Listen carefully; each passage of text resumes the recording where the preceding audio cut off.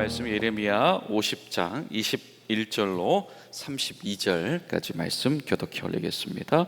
이는 여호와의 말씀이니라. 너희는 올라가서 무라다임의 땅을 치며 그곳의 주민을 쳐서 진멸하되 내가 너희에게 명령한 대로 다 하라. 온 세계 망치가 어찌 그리 꺾어 부서졌는고, 바벨론이 어찌 그 나라들 가운데 황무지가 되었는고.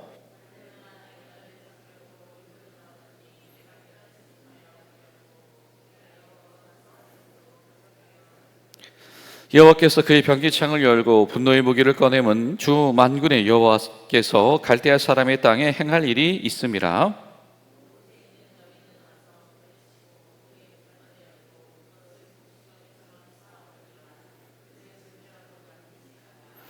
그의 황소를 다 죽이라. 그를 도살을 하려 내려보내라.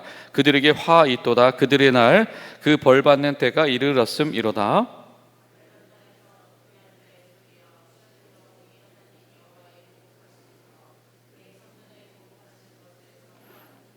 활 쏘는 자를 바벨론에서 소집하라. 활을 당기는 자여 그 사면으로 진을 쳐서 피하는 자가 없게 하라. 그가 일한 대로 갚고 그가 행한 대로 그에게 갚으라. 그가 이스라엘의 거룩한 자 여호와를 향하여 교만하였음이라.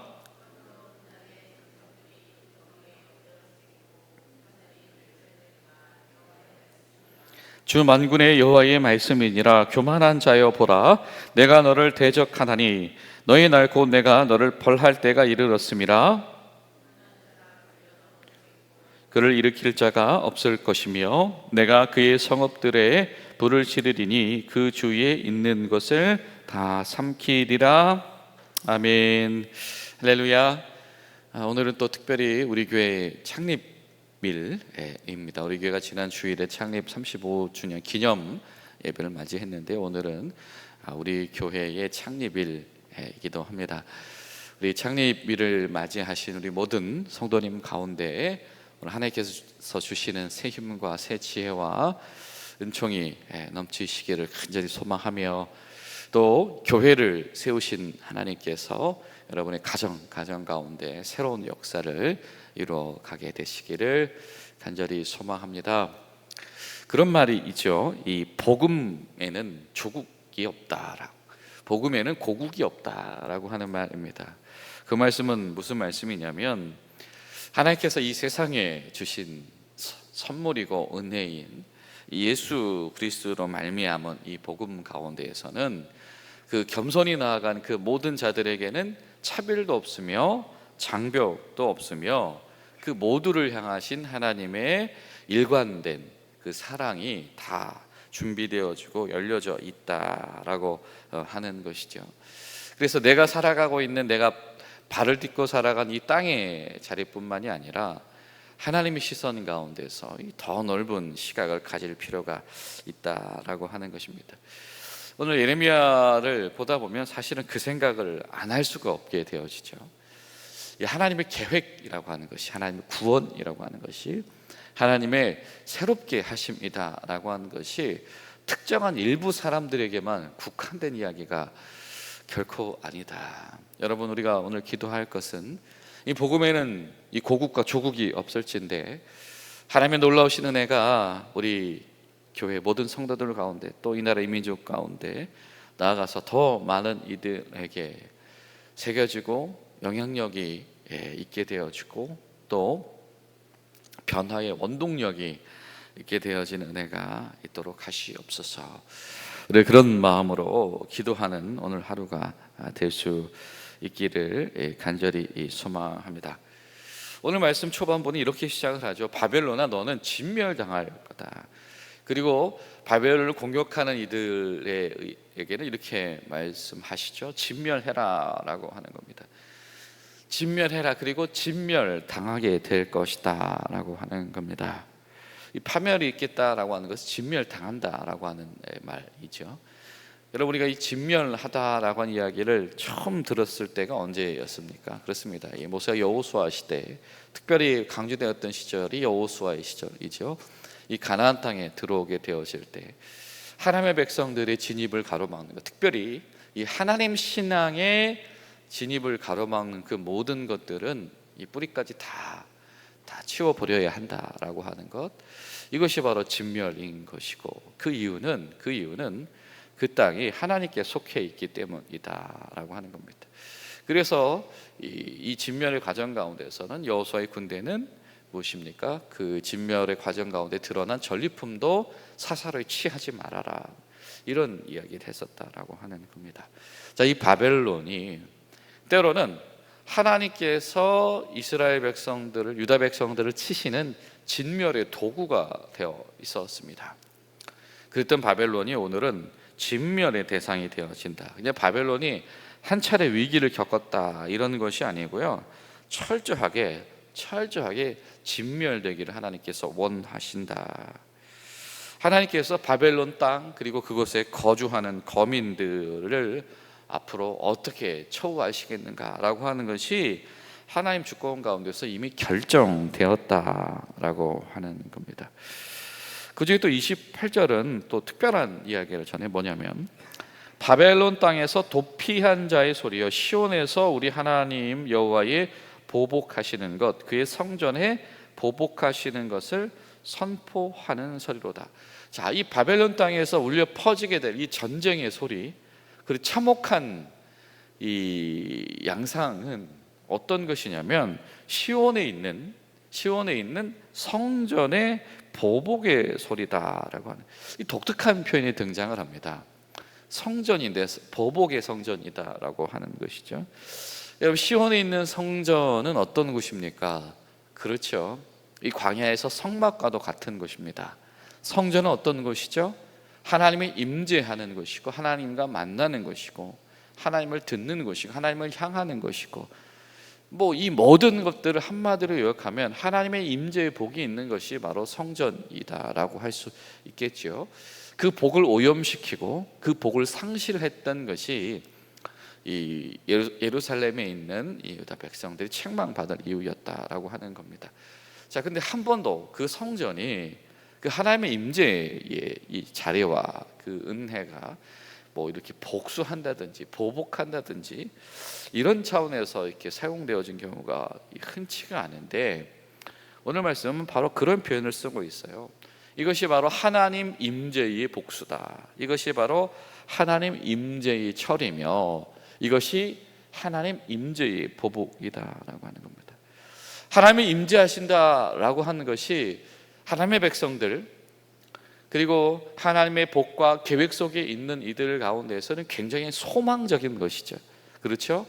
하나님을 만나면서 하나님 앞에서의 참회를 하나님께서 수용하시는 겁니다. 그리고 그들에게 들려주신다라고 하는 것은 하나님께서 그들의 미래를 다시 당신의 소유로 삼으신다라고 하는 것이죠. 그렇습니다. 하나님의 임재인 이 성전은요, 소망적인 것입니다. 그런데 하나님이 없는 백성들에게 그 성전 하나님의 임재는 어떤 것입니까? 절망적인 것이다.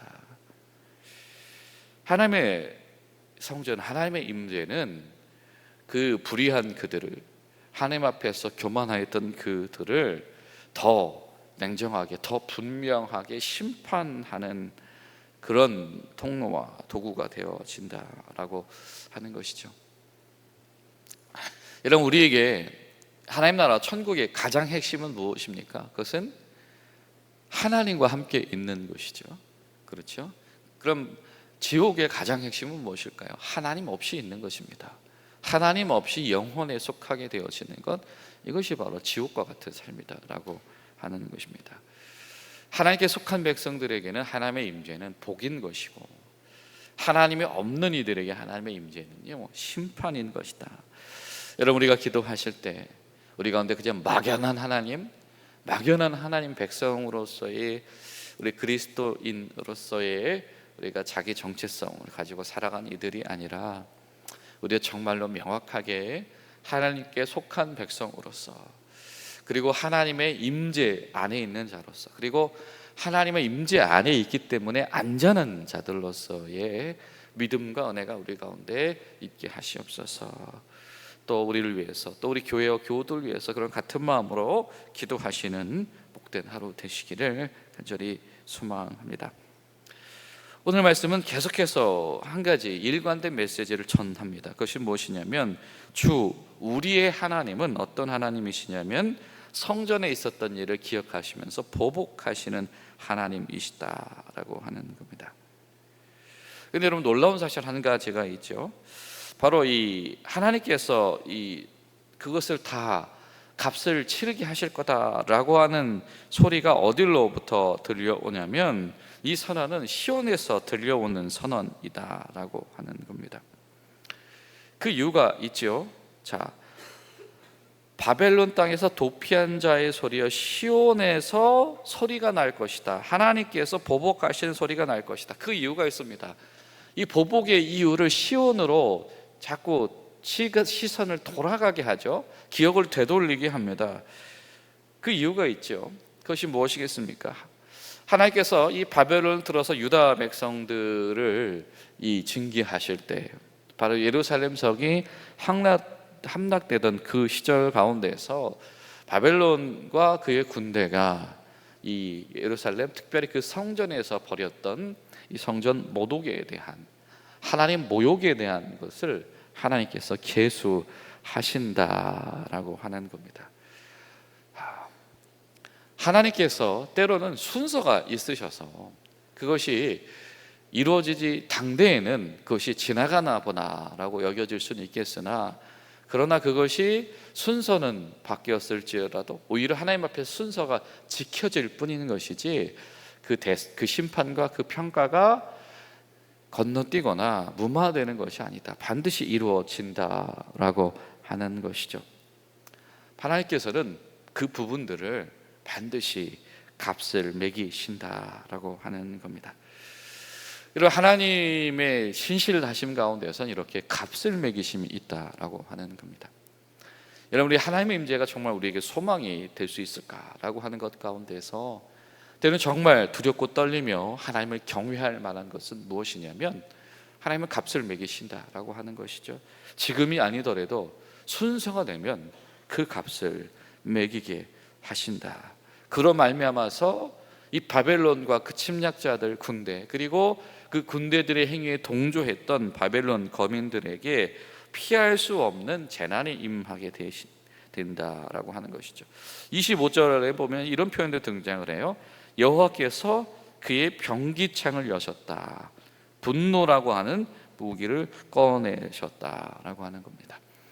바벨론의 군대가 워낙 막강하니까 이게 한 번의 사건, 그냥 일시적인 상황이다라고 여길 만한 이들이 있을 텐데요, 그것을 이 선지자의 입술은 과감하게 선언하시는 겁니다. 그럴 수가 없다라고 하는 거죠. 뭐냐면 이거는 하나님의 전쟁이다. 하나님께서 무기고를 여신 전쟁이다라고 하는 겁니다. 이거 정말 살떨리는 이야기이겠죠. 또 언제 또 이야기를 듣고, 그렇죠, 바벨론 측근들이 와서 뭐라고 하면 어떡합니까? 유다 백성들 앞에서는 유다에게 밉보이는 소리를 해야만 했고, 또 지금 바벨론의 입장 가운데서 바벨론에게 눈에 나는 이야기를 해야 되는 것이 바로 이 선지자, 예언자 예레미야의 부르심의 소명이었다라고 하는 겁니다. 또 30절에 보면 이렇게 말하죠. 그러므로 그 날에는, 이스라엘 백성들에게 그날은 어떤 날입니까? 때가 차면 돌아오는 그 날은 어떤 날이죠? 하나님께서 돌아오게 하실 날입니다. 그런데 이 바벨론 사람들이 그 날은 어떤 날이냐면 멸절당할 날이다라고 하는 겁니다. 패배할 날이다라고 하는 것이죠. 여러분, 똑같은 그 날을 맞이하더라도 전혀 다르다라고 하는 것입니다. 하나님께 속한 자들의 그 날과 하나님께 속하지 않은 자들의 그 날은 전혀 다른 양상으로 펼쳐지게 될 것이다.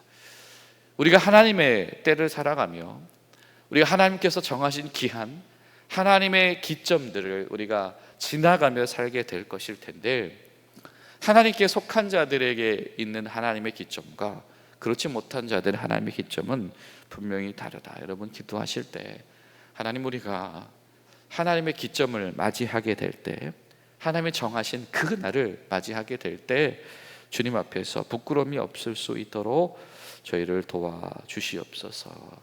우리가 기도해야 되겠습니다. 바벨론과 유다 백성들이 이 하나님의 그 날을 의식하지 못했던 이유는 단 한 가지입니다. 그것은 무엇이냐면 이 계속해서 이 바벨론을 향해서 고발하듯이 거만함이다라고 하는 겁니다.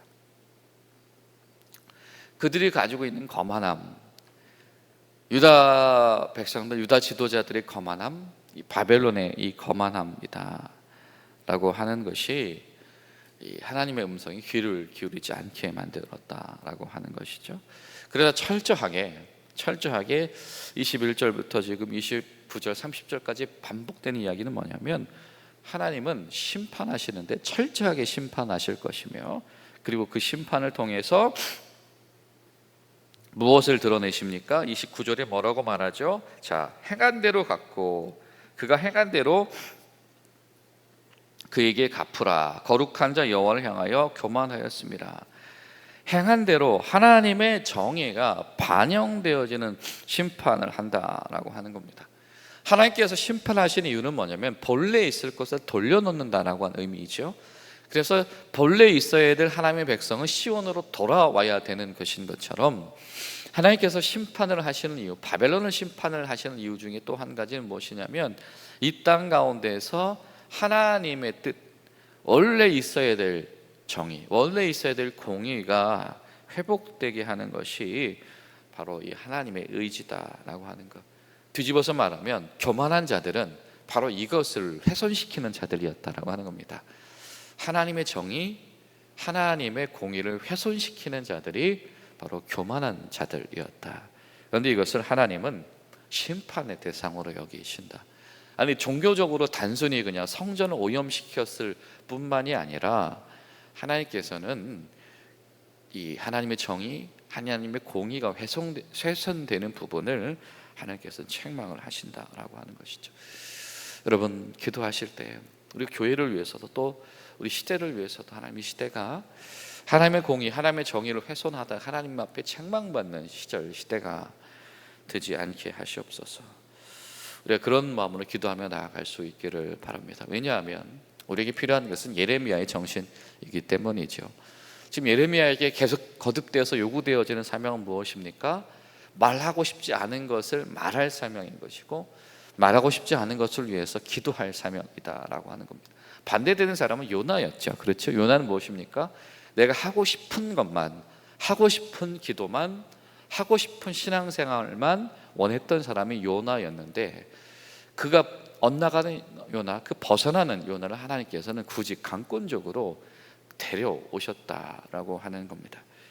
이 예레미야의 이 평생의 이 삶 가운데 있는 소명은 이 경계선에 서 있으며 때로는 적대감, 때로는 오해에 맞서는 것에도 불구하고 끝까지 모든 장소에서든지 모든 민족을 향해서든지 마땅히 본래 있어야 할 것, 돌아와야 될 것, 그리고 본래 지켜야 될 것들에 대하여서 말해주는 자이다. 그래서 그 기준이 유전되게, 계승되게 하는 자가 바로 예레미야였다. 여러분, 기도하실 때 하나님, 우리 교회와 성도들의 믿음의 삶과 그 메시지와 그 모범으로 인하여서 이 시절이 하나님 앞에서 책망받지 않는 시절로 회복되도록 도와주시옵소서. 그런 마음으로 기도하며 나아가시는 복된 하루 되시기를 간절히 소망합니다. 기도하시겠습니다. 살아계신 하나님, 오늘도 주의 음성 가운데 나아갑니다. 하나님, 저희 가운데 들려지게 하시옵소서. 예레미야에게 주셨던 것, 예레미야를 통해서 들려주셨던 당부들, 하나님, 우리의 소망을 어디에 두어야 될지 우리 가운데 늘 깨어있는 믿음 허락하여 주시옵소서. 예수님의 이름으로 기도하옵나이다.